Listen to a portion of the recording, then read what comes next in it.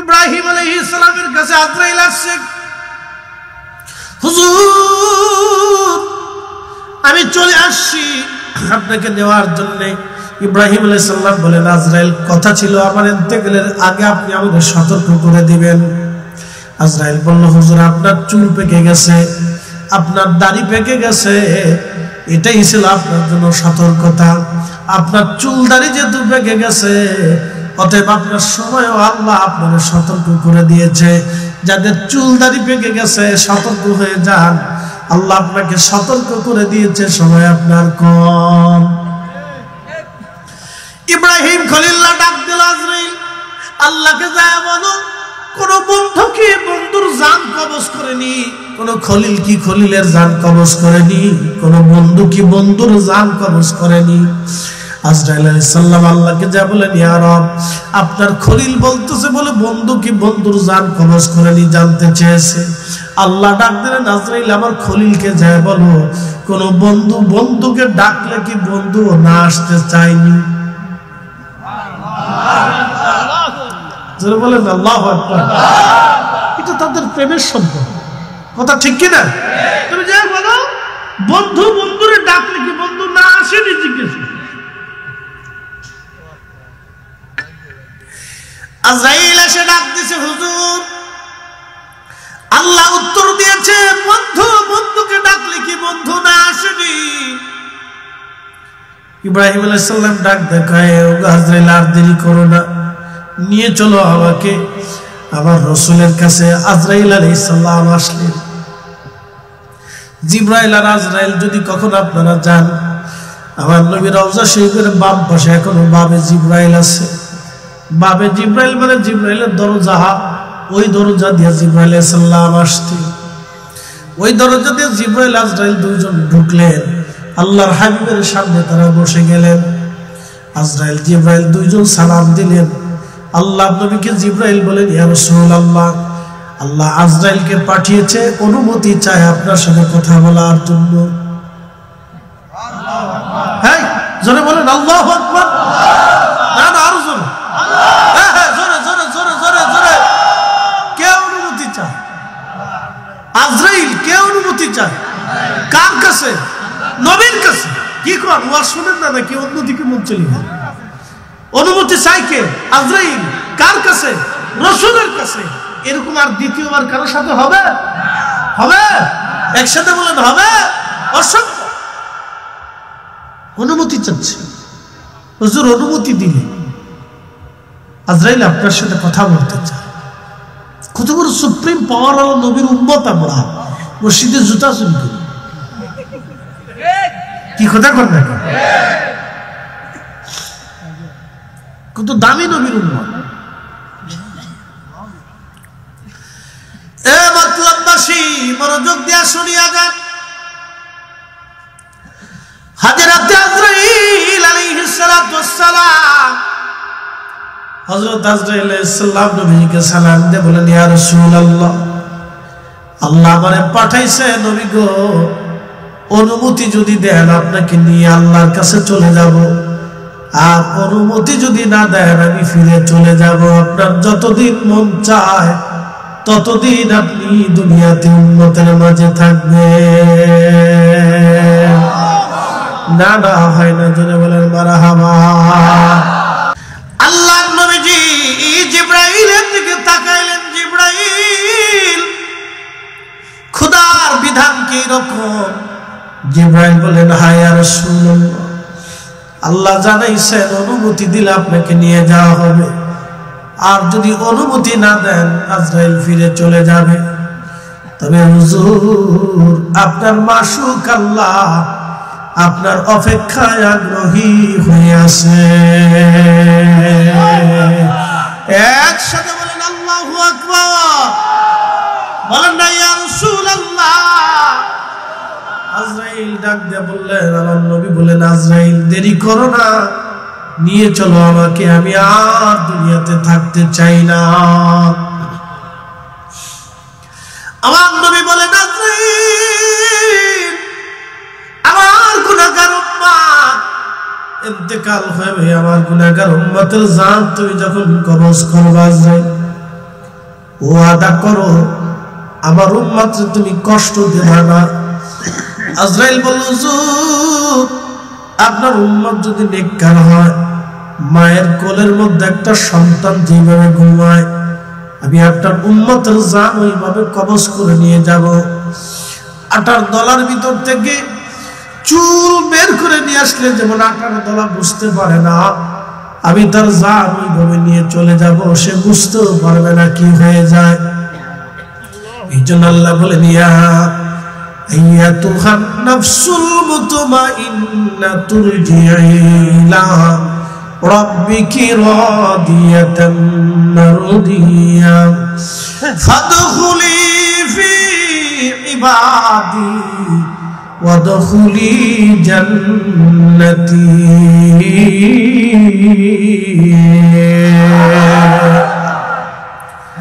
আল্লাহর বক্তব্য বডির সাথে না, আল্লাহর বক্তব্য নফসের সাথে, রূহের সাথে। আল্লাহ ডাক দিয়া আইয়াতুহান নফস, নফসুল মুতমাইন্না, হে প্রশান্ত আত্মা, তুমি নামাজ হুকুম করেছি, নামাজ তুমি পড়েছো। হে প্রশান্ত আত্মা, তুমি রোজা রাখছো। আমি আল্লাহ যেটা হালাল করেছিলাম হালাল মেনেছো, যেটা হারাম করেছিলাম তুমি হারাম মেনেছো। হে প্রশান্ত আত্মা, তুমি ফাসাদ বাঁধাও নাই, অন্যায় করো নাই, অশ্লীল কাজ করো নাই, ফায়সা কাজ করো নাই, তুমি নেক কাজ করেছো। হে প্রশান্ত আত্মা, তুমি ইরজিই, তুমি চলে আসো ইলা রাব্বিকি রাদিয়াতান মারদিয়া, আমি আল্লাহর সন্তুষ্টির দিকে তুমি চলে আসো। তখন এই আত্মার ভয় হয় না, আত্মা উৎফুল্ল চিত্তে আল্লাহর হুকুমে সাড়া দিয়ে চলে যায়।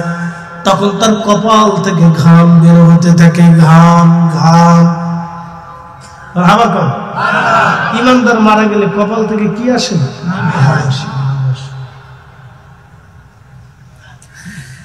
নেককার মারা গেলে কপাল থেকে ঘাম আসে, চেহারা নুরানি থাকে, উৎফুল্ল চেহারা তার থাকে, কারণ খুশি মনে সে চলে যায়। কি মনে যায়? খুশি মনে চলে যায়, ভয়ে ভয়ে যায় না, খুশি মনে চলে যায়। ইরজিই ইলা রাব্বিকি রাদিয়াতান মারদিয়া, ইরজিই, তুমি আমার কাছে চলে আসো। আমরা কার কাছে যাব? কার কাছে যাব? আল্লাহ আদর করে দুনিয়াতে পাঠাইলেন, তাহলে কি নিয়ে যাব? আমরা ঈমান আমল দুইটা জিনিস নিয়ে যেতে হবে। নারী, হে নারী সমাজ, ভালো করে শুনে যান। 1 নম্বর ঈমান, 2 নম্বর আমল। ঈমান আমল। আমরা ফিরে যাব, চলে যাব আল্লাহর কাছে, থাকার তো কোনো সুযোগ নাই, থাকার কোনো রাস্তা নাই। আমরা আল্লাহর কাছে ফিরে চলে যাব, থাকার আর কোনো রাস্তা। ও মতলবের মুসলমান, খুব ভালো করে শুনে যান। ইরজিই, আল্লাহ ডাক দেয়, ইরজিই, ফিরে আসো ইলা রাব্বিকি রাদিয়াতান মারদিয়া, আমি আল্লাহর সন্তুষ্টির দিকে চলে আসো। ফাদখুলি ফি ইবাদি ওয়াদখুলি জান্নাতি, তুমি আমার জান্নাতে চলে আসো। জান্নাত একবার জোরে বলা যাবে কি? মারহাবা। কত বছর ভারতে গেলাম, আমাকে গুয়াহাটি বিমানবন্দর থেকে নামাইয়া, আসামের গুয়াহাটি বিমানবন্দর, এখান থেকে নামাইয়া আমাকে তারা চরের ভিতরে নিয়ে চলে গেল। চরে, ব্রহ্মপুত্র নদীর মাঝখানে চরে। আমাদের যেমন পদ্মা যমুনার চর আছে, মেঘনার চর আছে, চরের মাঝখানে তারা আমাকে নিয়ে গেল। আল্লাহু আকবার। গরিব মানুষ, অত্যন্ত দিনহীন পীড়িত মানুষ তারা। আমি রাত্রিবেলা বুঝতে পারি নাই, সকালবেলা যখন আসতেছিলাম তখন আসার সময় দেখলাম হায় হায়, তারা অত্যন্ত দরিদ্র, একেবারে দরিদ্র পীড়িত মানুষ, খুবই অভাবী মানুষ তারা। আমাকে অনেক কষ্ট করে তারা মাহফিলে নিয়ে গেছে ইন্ডিয়াতে। দেখার পরে আমার কাছে খুব মায়া লাগলো, হায় হায়, এত কষ্ট করে তারা আমাকে নিয়ে আসছে। বলতেছিল, হুজুর বহুদিন আপনার ওয়াজ শুনি আমরা, আপনাকে এই দেশে আমরা আনবো, সেই জন্য অনেক কষ্ট করে আপনাকে আনছি।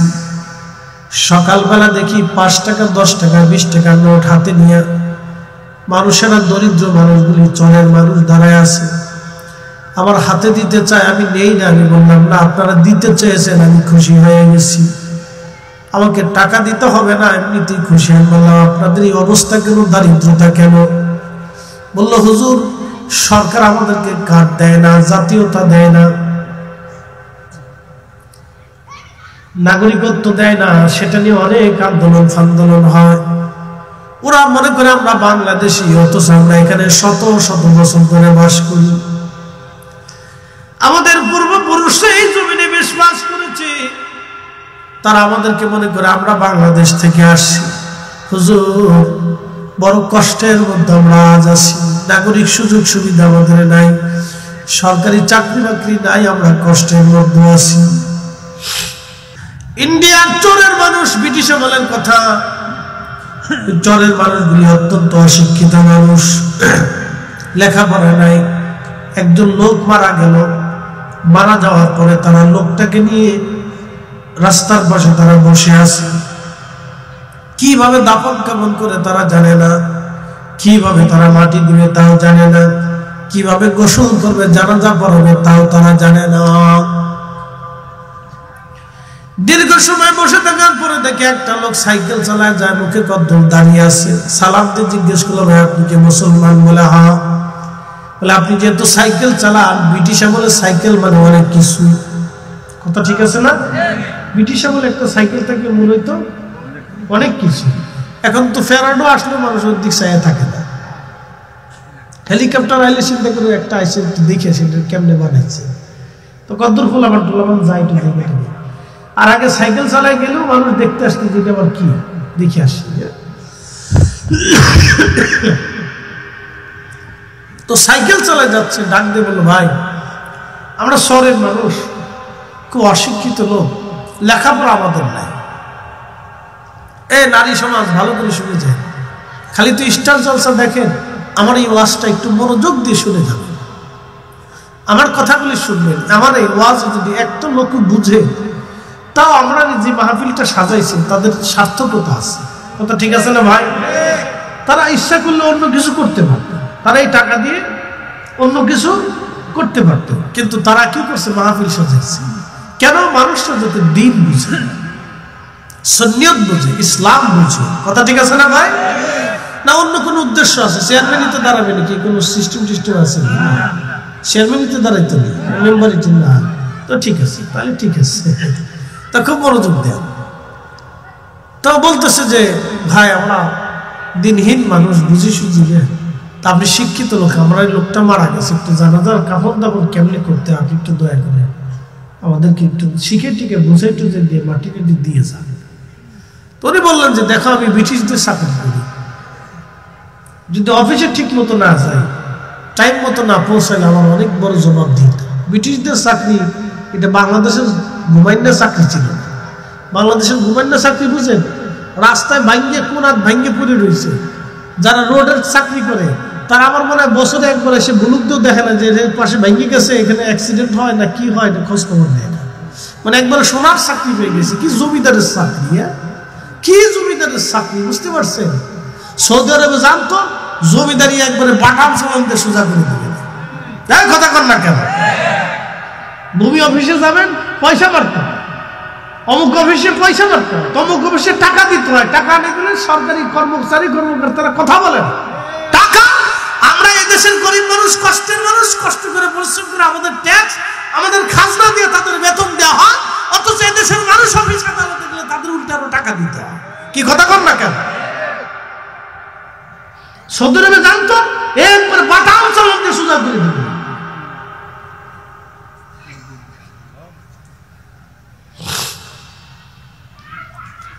খুব মনোযোগ দিয়ে শুনিয়া যান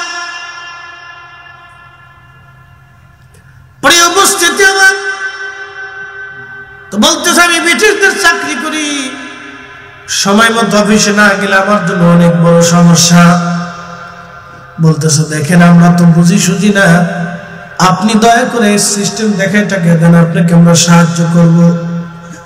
লোকটা বললো এইভাবে এইভাবে কাপড় নিয়ে আসেন, এইভাবে এইভাবে কবর খনন করেন। তো লোকটা দেখা দেখা দিল, লোকেরা সাহায্য সহযোগিতা করার পরে খুব অল্প সময়ের ভিতরে দাফন কাফনের ব্যবস্থা হয়ে গেল। তিনি জানাজা পড়াইলেন। জানাজা পড়ে আল্লাহর বান্দা ওই গরিব মানুষটাকে কবরের মধ্যে যখন নামাইলো, নামাইয়া চলে গেল, মাটি টাটি দিয়া তারা চলে গেল, দেখাই দিল এইভাবে মাটি দিয়ে দেন। তারপরে লোকটা সাইকেল চলে অফিসে যাইয়া বুক পকেটে হাত দিয়ে দেখে তার আইডি কার্ডটা নাই। চিন্তায় পড়ে গেল যে আইডি কার্ড নাই, বাসার থেকে আইডি কার্ড আছে, এটা একটা বিরাট বড় প্যারা। এখনকার মতো তার এই আধুনিক সিস্টেম ছিল।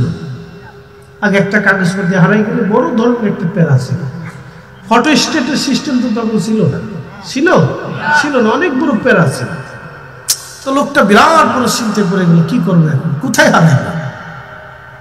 আমার একটা উপকার করো। বলে কি উপকার? কয় দেখো আমার আইডি কার্ডটা হারায় গেছে, কোথাও পাওয়া যায় কিনা। লোকের আশেপাশে খুঁজে খুঁজিয়া দেখলো না, কোথাও তো আইডি কার্ড পাওয়া যায় না। তখন তার সন্দেহ হলো, আমি যে মরহুমকে কবরের মধ্যে নামাইছিলাম, আমি নামানোর সময় নিচু হয়েছিলাম, হয়তো আমার বুক পকেট থেকে তার মাথার কাছে পড়ে গেছে কোথাও। ওই আইডিয়া করে বললো, তোমরা কবর থেকে মাটি সরায় দাও, আমি একটু তোর মাথার কাছে খুঁজে দেখি আমার আইডি কার্ডটা আছে কিনা। লোকেরা বললো, দেখেন আমরা তো এই মাসলা মাসেল সম্পর্কে জানি না, আপনি শিক্ষিত মানুষ, আপনি আপনার ব্যবস্থা করে নেন। তো বলো তাহলে মাটি সরাও। মাটি সরায় বাস সরাই আল্লাহর বান্দা ভিতরে ওই কবরের উপর থেকে ভিতরে হাবু দিয়া মাথা ঢুকাইয়া দেখে রে, কবরের ভিতরে আল্লাহ একেবারে জান্নাতের বাগান বানায় ফেলছে। পুরা কবরটা জান্নাতের বাগান, ফুলের বাগান। এত চমৎকার সুঘ্রাণ তার কবর থেকে আসতেছিল। আল্লাহু আকবার, সুঘ্রাণে তামাম এলাকা ছড়িয়ে গেল। এত সুন্দরভাবে ছড়িয়ে গেল, প্রায় 30-40 কিলোমিটার পর্যন্ত সুঘ্রাণ বের হতে লাগলো। বাতাসের মাধ্যমে সুঘ্রাণ সারা এলাকায় ছড়িয়ে গেল। এত পরিমাণে সুঘ্রাণ ছড়িয়ে গেল, 30-40 কিলোমিটার ব্যাপী কোনো সুঘ্রাণ আর সুঘ্রাণ, সুঘ্রাণ আর সুঘ্রাণ। তামাম এলাকা সুঘ্রাণ ছড়িয়ে যাওয়ার পরে লোকেরা, হিন্দু মুসলমান সবাই দেখতে আসলো। ঘটনাটা কি? সবাই এসে দেখে কবরের ভিতরে ফুলের বাগান আর শুধু সুঘ্রাণ বের হচ্ছে। একসাথে বলবেন আল্লাহু আকবার। ফাদখুলি ফি ইবাদি ওয়াদখুলি জান্নাতি।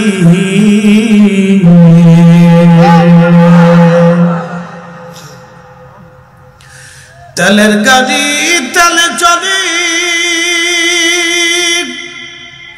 খাওয়ার গাড়ি খাওয়ায় উড়ে, বিনা তেলে চালাই গাড়ি নবী সুলাইমান। আমরা সেই মুসলমান, আমরা সেই মুসলমান, ঠিক কিনা? এ মতলববাসী শুনিয়া যান, সারা এলাকা সুঘ্রাণে ভরিয়া গেল। সবার চিন্তা হলোটা কি? দেখলাম কি আমরা, কি করে এটা সম্ভব? হাজার হাজার মানুষ ভিড় পড়ে গেল দেখার জন্য।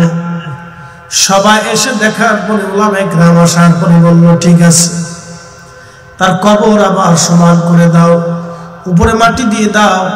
উপরে মাটি দিয়ে দেওয়া হলো। ওলামায়ে কেরাম বলল, তার কি কোনো আত্মীয় স্বজন আপনজন কেউ আসেনি? বলে একটা মাত্র মেয়ে আছে, সে অত্যন্ত গরিব এবং দরিদ্র একজন মানুষ, একটা মাত্র কন্যা সন্তান আছে। লোকজন বাড়িতে যায় দেখে ঘরের ভিতরে মেয়েটা কান্নাকাটি করে। ওলামায়ে কেরাম সালাম দিয়ে বললেন, মা দয়া করে বলেন আপনার বাবা সম্পর্কে আমাদেরকে একটু বলেন, তার আমল কি ছিল? মেয়েটা বলল, দেখেন আমরা অত্যন্ত হীন ও দরিদ্র মানুষ, আমার মা মারা গেছেন, আমার আব্বা দ্বিতীয় স্ত্রী আর কখনো গ্রহণ করেন নাই, আমি তার একটা মাত্র কন্যা সন্তান। আমার বাবা বাজার সদাই করে আনতেন, আমি মেয়ে রান্না বান্না করে বাবাকে নিয়ে আমরা চলতাম। আমরা অত্যন্ত গরিব ছিলাম, বাবা দিন আনতেন, দিন খাইতেন, কোনোদিন খাইতাম, কোনোদিন না খেয়ে থাকতাম, এইভাবে আমাদের সংসার চলতেছিল। এ মতলবের মানুষ মেয়েটাকে দেখে বলতেছিল, হুজুর আমরা দিনহীন গরিব, কোনোদিন আনতাম, কোনোদিন খাইতাম, কোনোদিন না খেয়ে থাকতাম। হুজুর তবে আমার আব্বাকে দেখতাম, আমার বাবা কখনো নামাজ কাজা করতো না। একবার জোরে বলা যাবে আল্লাহু আকবার? না না, জোরে বলেন আল্লাহু আকবার। আমার আব্বাকে দেখছি, আব্বা জান নামাজ কাজা করতেন না, নামাজ ছাড়তেন না। আব্বা জানকে আর একটা আমল করতে দেখতাম, আমার আব্বা জান একটা বই পড়তো। আমার তো লেখাপড়া নাই, আমার আব্বাও লেখাপড়া জানতো না, আমিও লেখাপড়া জানি না। আমরা এই চরের মানুষ, এই অঞ্চলের মানুষ, আমাদের কোনো লেখাপড়া নাই, আমরা অত্যন্ত হীন ও দরিদ্র পীড়িত মানুষ। আমাদের কোনো লেখাপড়া নাই, আমার আব্বা জান লেখাপড়া জানতেন না। একটা বই আব্বা জান রাত্রিবেলা ঘুমানোর আগে সবসময় পড়তেন। বইটা পড়ার সময় আব্বা আঙ্গুল ঘুরাইতেন আর বলতেন, আল্লাহ এটা তোমার কালাম, আল্লাহ এটা তোমার কালাম, আমি পড়তে জানি না, আমি পড়তে জানি না, আল্লাহ এটা তোমার কালাম, আমি পড়তে জানি না। প্রত্যেক লাইনে লাইনে আব্বা জান আঙ্গুল ঘুরাইতেন আর বলতেন, আল্লাহ এটা তোমার কালাম, তোমার কালাম, আমি পড়তে জানি না। আলেমরা বলল, মা দেখি তো এই বইটা। মেয়েটা ঘরের ভিতর থেকে বইটা নিয়ে আসার পরে দেখতেছে, বই তো দুনিয়ার অন্য বই না, এটা পবিত্র কুরআনুল কারীম, আল্লাহর কালামুল্লাহ শরীফ। একবার জোরে বলা যাবে কি মারহাবা? হাজিরিন, কালামুল্লাহ শরীফ, পবিত্র কুরআনুল কারীম। একসাথে বলুন আল্লাহু আকবার। কিতাবের নাম কি? আলেমরা কোরআন শরীফ খুলে দেখলো, প্রত্যেক লাইনে লাইনে আঙ্গুল ঘুরাইতে ঘুরাইতে কোরআনের প্রত্যেক পৃষ্ঠার ভিতরে কালা কালা দাগ হয়ে গেছে, আঙ্গুল ঘুরাইতে ঘুরাইতে। বাজান রে, আল্লাহ মানুষের চেহারা দেখে না। প্রেসিডেন্ট পুতিন কিয়ামতের ময়দানে তার কোনো দাম নাই, কারণ ঈমান নাই। কথা ঠিক কিনা? প্রেসিডেন্ট শি জিনপিং কিয়ামতের ময়দানে 4 পয়সার দাম নাই, কারণ ঈমান নাই। প্রেসিডেন্ট ট্রাম্প কিয়ামতের ময়দানে 4 পয়সার দাম নাই, কারণ ঈমান নাই। পৃথিবীর বড় বড় প্রেসিডেন্ট যার ঈমান নাই, কিয়ামতের ময়দানে 4 পয়সাও তার দাম হবে না। যদি ঈমান না থাকে তো দাম নাই। কি কথা কম না কেন? যারা বলে 4 পয়সাও তার দাম হবে না, 4 পয়সাও মূল্য হবে না। মুসলমান খুব মনোযোগ দিবেন। হাজিরিন, কিন্তু এমন একজন দিনহীন গরিব মানুষের দাম এত বড় হয়ে গেল, তার কবর বেহেশতের বাগান হয়ে গেল। আল্লাহ নবী বলেন, আল কবরু রাউযাতুম মিন রিয়াজিল জান্নাহ। আল্লাহ কারো কারো কবর আল্লাহ জান্নাতের বাগান বানায় দেয়, জান্নাতের বাগান। উলামায়ে কিরাম ডাক দিয়ে বলো, মা আর বুঝার বাকি নাই, আমরা আর বুঝার বাকি নাই কোরআনের মহিমায়। এই কোরআন তেলাওয়াতের কারণে যদিও সে তেলাওয়াত করতে পারতো না, কিন্তু আল্লাহকে বলতো, আল্লাহ এটা তোমার কালাম, আমি পড়তে পারি না, আমি পড়তে পারি না। শুধু এতটুকু মহব্বতের কারণে, কঠিন ঈমানি ইখলাসের কারণে আমার আল্লাহ তার কবরটাকে আল্লাহ বেহেশতের টুকরা বানাই দিল। আল্লাহ তার জীবনের গুনাহকে আল্লাহ মাফ করে দিল। কোরআনুল কারীম আল্লাহ বলেন, ইন্না আকরামাকুম ইনদাল্লাহি আতকাকুম। আমি আল্লাহর কাছে তার দাম বেশি যার অন্তরে তাকওয়া বেশি।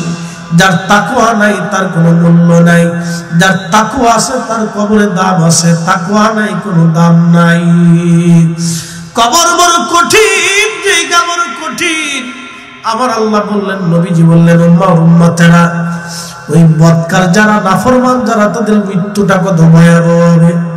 যখন তাদের মরণ আসবে তখন ওই রূহটা সমস্ত অঙ্গ প্রত্যঙ্গের মধ্যে পালাইতে থাকে, যন্ত্রণা এত কঠিন হইতে থাকে তার। নবীজি বললেন, একটা উট যদি তুমি জবাই দাও, একটা উটের যদি তার চামড়া তুমি ছেলাও, এই চামড়াটা ছিলানোর সময় তাকে জবাইবিহীন একটা উটের চামড়া, জীবন্ত চামড়া ছিলাইলে যেমন উটের কষ্ট হয়, আবার চামড়া হবে, আবার জীবন্ত চামড়া ছড়াইবা, আবার চামড়া হবে, আবার জীবন্ত চামড়া ছিলাইবা। 100 বার একটা উটের চামড়া ছিলাইলে জীবন্ত অবস্থায় যেরকম কষ্ট হয়, বদকার আর নাফরমানের মৃত্যুটা তার চাইতে বড় ভয়াবহ হবে, তার চাইতে বড় ভয়াবহ হবে। মতলববাসী, কবর বড় কঠিন জায়গা, বড় কঠিন। দুনিয়ার থেকে কবরে যাওয়ার আগে একটা আমল আপনারা নিয়ে যাবেন। এই সূরার নাম সূরা মুলক। সূরার নাম কি? সূরা মুলক। এই সূরা মুলক আপনি নিয়ে যাবেন। বলে কারণ কি? এই সূরা মুলকের একটা ঘটনা আপনাদেরকে শোনাই। তাফসীরের ভিতরে কিতাবুত তাফসীরের তিরমিজি শরীফের ভিতরে সহিহ সনদে হাদিস খানে এসেছে। আল্লাহর নবী সাহাবী ইবনে আব্বাস রাদিয়াল্লাহু আনহু বলতেছেন, ও দুনিয়ার মানুষ, আমরা একটা সফর শেষে নবীজির সাথে মদিনায় মুনাওয়ারার দিকে ফিরে আসতেছিলাম। আমরা অনেকগুলি সাহাবী কম তাবু গাড়লাম, ছোট ছোট তাবু। ফিরে আসার সময় রাত্রিবেলা ঘুমানোর জন্য তারা ছোট ছোট তাবু করতেন। তা আমরা তাবু করলাম। আমাদের এক ভাই, একজন সাহাবী, তিনি একটা জায়গায় তাবু গাড়লেন। তিনি জানতেন না এখানে কোনো কবর আছে, তিনি কবরের উপরে তাবু গাড়লেন। কিসের উপরে? হ্যাঁ, আমার দিকে গম আসছেনি, জিম আসছেনি? একসাথে বলেন তো আল্লাহু আকবার। না, আরেকটু জোরে বলেন আল্লাহু আকবার। তাবু গাছে কিসের উপরে? কবরের উপরে। তিনি জানতেন না এখানে কোনো কবর আছে, কিন্তু কবরের উপরে তিনি তাবু গাছছেন। কবরের উপরে তাবু গেড়ে ফেলছেন। কবরের উপরে তাবু গাড়ার পরে সাহাবী বলতেছেন, আমি কবরের উপরে তাবু গেড়ে কবরের উপরে শুয়ে পড়লাম। শুয়ে যখন পড়লাম তখন শুনি কবরের ভিতর থেকে একজন আল্লাহর বান্দা সূরা মুলক তেলাওয়াত করতেছে কবরের ভিতর থেকে। না না, জোরে বলেন আল্লাহু আকবার। সাহাবী কবরের উপরে, হ্যাঁ আমার দিকে দেখেন, সাহাবী কবরের উপরে, আর কবর কোরআন তেলাওয়াত হয় কবরের ভিতরে। একসাথে বলবেন আল্লাহু আকবার। সাহাবী কবরের উপরে, কবর তেলাওয়াত হয় কবরের ভিতরে। সুনান তিরমিজিতে হাদিস শরীফ এসেছে। তখন ইবনে আব্বাস বলেন, ওই সাহাবী জানতেন না, তিনি সারা রাত তেলাওয়াত শুনলেন, হাত্তা খাতামাহা, একেবারে শেষ পর্যন্ত তিনি তেলাওয়াত শুনলেন। ফজরের আযান পড়ল। সাহাবী আমার নবীজির পিছনে নামাজ আদায় করলেন। নামাজ শেষ করার পরে বলেন, ইয়া রাসূলুল্লাহ, আল্লাহর কসম করে বলি, আমি জানতাম না সেখানে কোন কবর আছে নবী গো। আমি কবরের উপরে তাবু গাড়ছি এবং কবরের উপরে আমি বিছনা করে শুয়ে বসছি, কিন্তু আমি লক্ষ্য করলাম কবরের ভিতরে একজন আল্লাহর বান্দা পবিত্র কোরআন শরীফ সূরা মুলক তেলাওয়াত করতেছিল। হাত্তা খাতামাহা, আমি একেবারে শেষ পর্যন্ত তার তেলাওয়াত শুনলাম। আল্লাহর নবী তাকে ধমক দিয়ে বলেন নাই, সাহাবী তুমি ভুল শুনেছো, এই কথা নবী বলেন নাই। নবীজি হেসে বললেন, সাহাবী হিয়াল মানিয়া হিয়াল মুনজিমা তুনজিহি মিন আযাবিল কবর। সাহাবী রে, এই সূরা হলো কবরের আযাব প্রতিরোধক। যে ব্যক্তি প্রত্যেকদিন এশার নামাজের পরে এই সূরা তেলাওয়াত করে ঘুমায়, আল্লাহ তাআলা তাকে কবরের আযাব থেকে তারে বাঁচায় দেয়। না না না, জোরে বলেন, জোরে জোরে জোরে। সূরা মুলকের ফজিলত আপনাদেরকে শোনাই। এবার কবরের দিকে চলে যায়। মানুষ মারা যাওয়ার পরে কবরে নিয়ে যাওয়া হয়। আহা, কবরে নিয়ে যাওয়ার পরে যখন কবরে নিয়ে যাওয়া হয়, তখন কবরের দুইজন লোক কবরের ভিতরে নামে। আল্লাহর নবী বলেন, আয়েশা, তখন এই রূহটা চিন্তা করে হয়তো আমার সাথে দুইজন লোক বুঝে যাবে। যখন কবর থেকে নামাইয়া ওই দুইজন লোক কবর থেকে উঠে চলে আসে, ওই রূহটা আবার কান্নাকাটি করে, আহা, আবার কেউ আর আপন রইল না। কবরের উপরে মাটি দিয়ে সবাই চলে আসে। তখন রূহ কান্নাকাটি করার বলে, ও সন্তান, এত তাড়াতাড়ি ভুলে গেলা, ও আপন জনেরা আমার এত তাড়াতাড়ি ভুলে গেল। কিন্তু করার তো কিছুই নাই। মহাকালের এক যাত্রা শুরু, মহাকালের এক যাত্রা। আপনি আসার সময় আসলেন একা, যাওয়ার সময় আপনি যাবেন একা। আপনি আসার সময় আসলেন একা, যাওয়ার সময় আপনি যাবেন একা। আসার সময় আপনি আসলেন উলঙ্গ, যাওয়ার সময় আপনাকে পরানো হবে কাফনের কাপড়, কিছুই দেওয়া হবে না। আপনার দামি ঘড়ি, দামি চশমা, দামি খাট পালঙ্ক, সুন্দর বাড়িটা আপনার রেখে চলে যেতে হবে। আহা বড় একা। মাত্র 3.5 হাত জমিন আপনার আজ আপন হয়ে যাবে। মাত্র 3.5 হাত জমিন আজ আপনার আপন হয়ে যাবে। মাত্র 3.5 হাত জমিন আজ আর আপনার আপন হবে। ওই কবরে নামাইয়া মানুষগুলি যখন আপনাকে একা রেখে চলে আসবে, এতদিন যাদের জন্য আপনি পরিশ্রম করলেন কেউ আপনার সাথী হবে না, রুটি রুজি করলেন কেউ আপনার সাথী হবে না, এতদিন আপনি যাদেরকে খাওয়াইলেন তারা কেউ সাথী হবে না, বন্ধু বান্ধবের পিছনে সময় ব্যয় করলেন তারা আজ কেউ সাথী হলো না, কেউ আপনার আপন হলো না। ও মতলবের মুসলমান, কেউ আজ আর আপনার আপন হলো না। আপনি বড় একা হয়ে পড়লেন, অনেক বড় একা। মহাকালের এক যাত্রা, যে যাত্রা শুরু হবে আর কখনো শেষ হবে না। আপনি একাকী, আমি একাকী, রওনা হব বড় একা। সেই কবরে মুনকার নেকির চলে আসবে। এই জন্য আল্লাহর নবী বলেন, আমার উম্মতেরা, তোমার ভাইকে কবর দেওয়ার পরে তুমি তাড়াহুড়া করে কবর থেকে চলে আসো। তুমি তোমার ভাইয়ের কবরের পাশে দাঁড়াও, দাঁড়াইয়া তাকে তালকিন করতে থাকো, জোরে জোরে কোরআন পড়তে থাকো, জোরে জোরে জিকির করতে থাকো। বলে হুজুর কারণ কি? এজন্যই তুমি তালকিন করো যেন কিছু সময় পরে তোমার ভাইয়ের কবরে মুনকার নেকির আসবে, যাতে তার প্রশ্নের জবাবটা সহজ হয়। ইস্তাগফিরু লিআখিকুম, তোমরা তোমার ভাইয়ের জন্য ইস্তিগফার করতে থাকো। কবরের পাশে দাঁড়াও, দেখবেন কিছু মানুষ কবর দেওয়ার পরে বলে তাড়াতাড়ি সরে যাও, তাড়াতাড়ি চলে যাও, মুনকার নেকির আসবে। মুনকার নেকিরের জন্য আপনি এত পাগল কেন হলেন? আপনি নিজে মুনকার নেকিরের জবাব দিতে পারবেন এই চিন্তা করে কবরে যান। কবর বড় কঠিন, কবর বড় কঠিন। উসমান করে জিন্নুরাইন কবরের পাশে দাঁড়ায়া চিৎকার মেরে মেরে কাঁদতেন, কাঁদতে কাঁদতে তার ঢেকসি উঠে যাইতো, হাত পা গুলি কাঁপতে থাকতো কান্না করে। সাহাবীরা বলেন, ইয়া আমিরাল মুমিনিন, আল্লাহর নবী 2টা নূর কন্যা আপনার সাথে বিয়ে দিয়েছেন। হুজুর 2টি নূর কন্যা বিয়ে দিয়েছে আপনার সাথে, আপনাকে জান্নাতি ঘোষণা দিয়েছে। নবী কবর দেখে কেন কাঁদেন? উসমান গনি ডাক দিয়ে বলতেন, সাহাবীরা রে, এই কবর হলো প্রথম মঞ্জিল।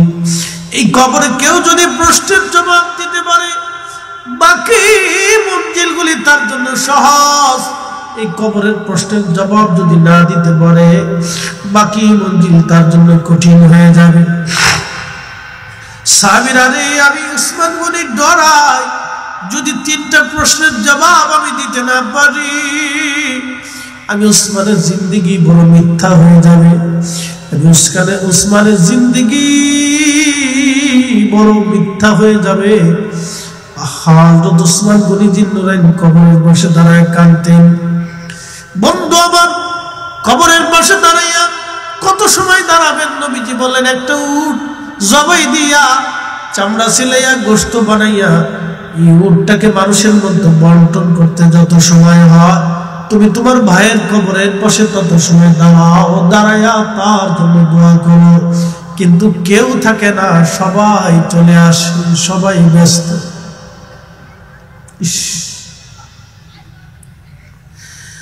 ওই সময় সবাই ব্যস্ত, কেউ ব্যবসার কাজে ব্যস্ত, কেউ চাকরির কাজে ব্যস্ত, সন্তান নিয়ে ব্যস্ত, জমি জমা নিয়ে ব্যস্ত,